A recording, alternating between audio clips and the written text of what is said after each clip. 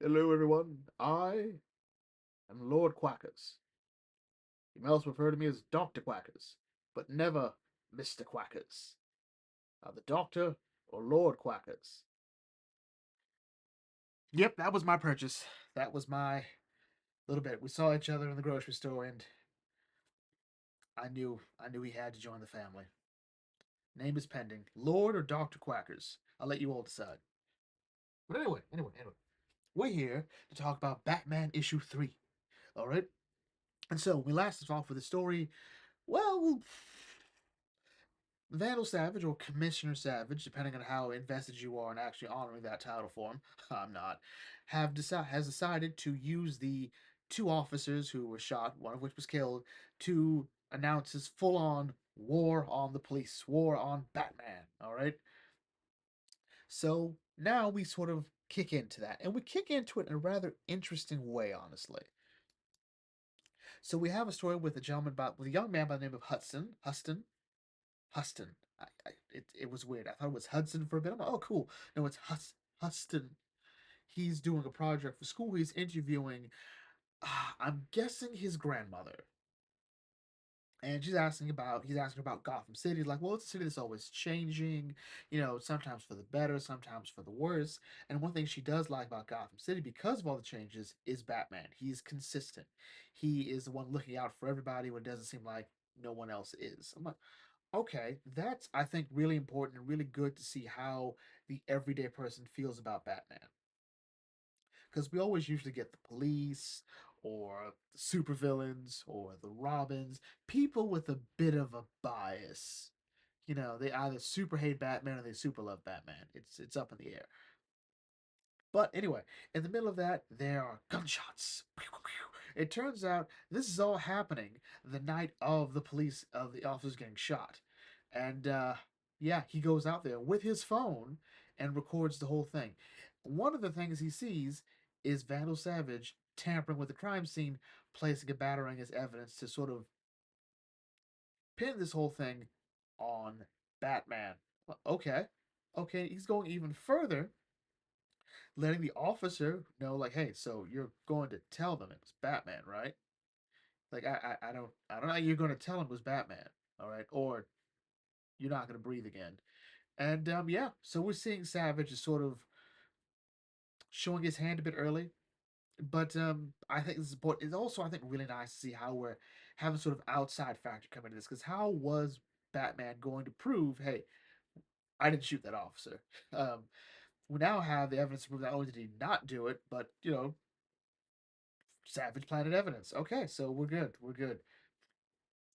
Bruce decides to go visit Tim, who's recovering from getting shot, and he meets Bernard. Now, a lot of you may not know Bernard.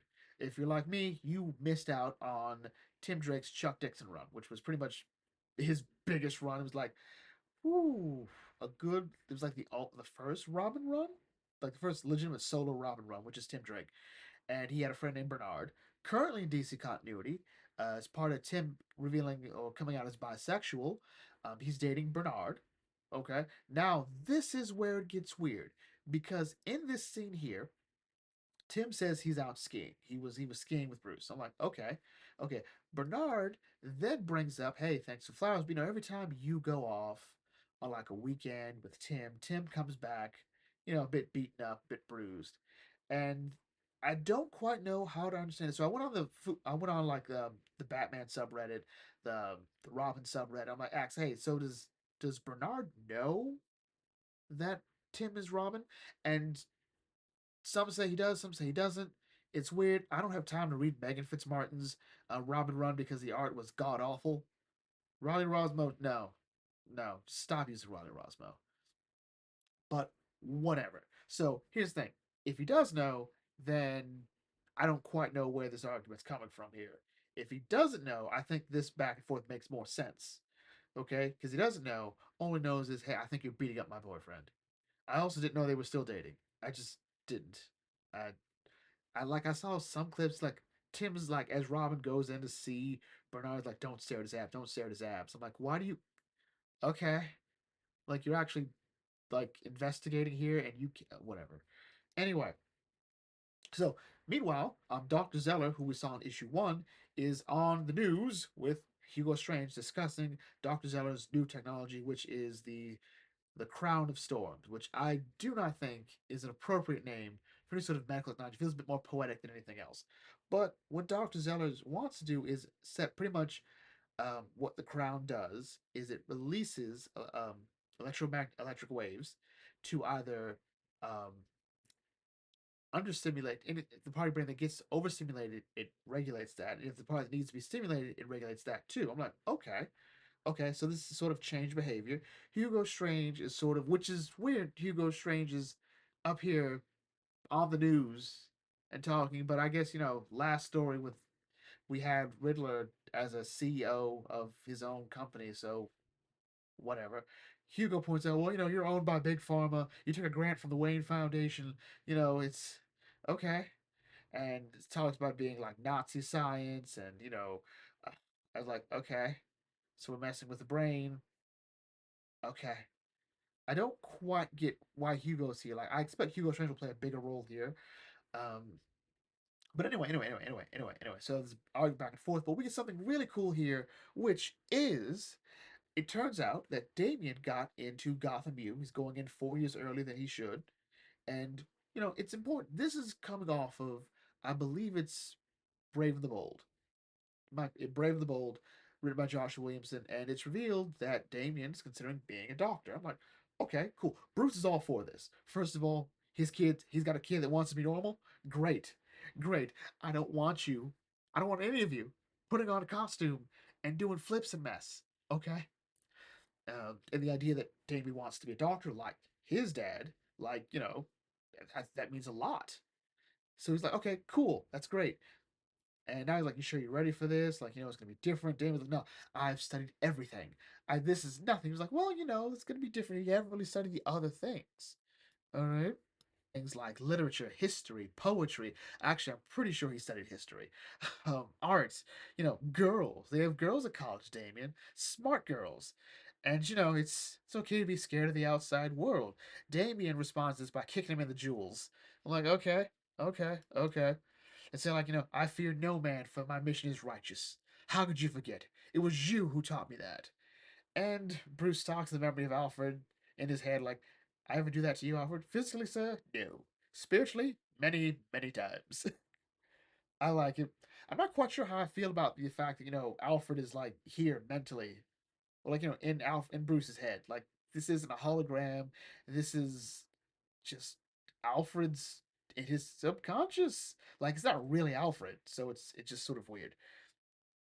But I do like the addition of this into his life, into Damien's life, that Fraction is taking these other elements from other Batman books or Bat Family books, um, which is also where he sort of forgets that Damien has a girlfriend, Flatline, but Flatline was also possessed by his grandfather. I'm not sure if Damien's ready to go back to that. So later, we got to Bullock's and uh, Bullock's detective agency, and it's Harvey's Gordon's like, Harvey, we gotta talk to Batman. Put the signal out. I'm like, okay, fine. So Bullock gets this little bat plush, puts it on the window, and apparently he's gonna see it. Um, it's okay, okay. Also remember that Gordon is back in the GCPD as a beat cop. I'm like, okay.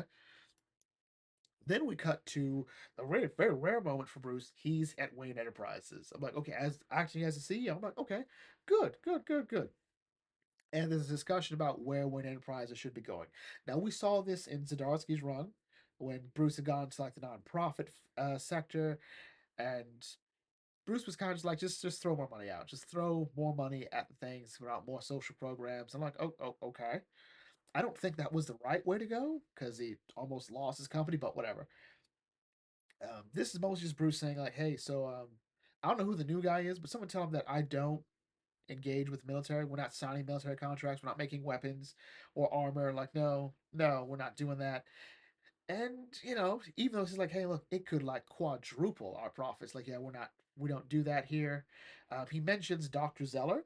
Like, is it true that Wayne Enterprises gave Zeller a grant? Like, yeah, we did. You don't want to, and like, oh. Okay. Apparently, it was a one-time thing in the early stages. So Wayne Enterprises has no idea what else Dr. Zeller is doing because that wasn't part of the agreement. So in other words, she just got a nice big chunk of money to start it up. What happened after that, we don't know.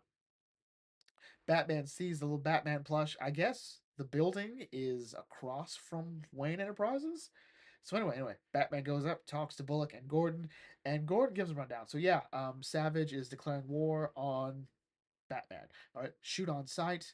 Uh, he's also hired his own private security people to help out with that. I'm like, oh, so it's like Arkham City. We got Tiger Guards now. I'm like, okay, okay.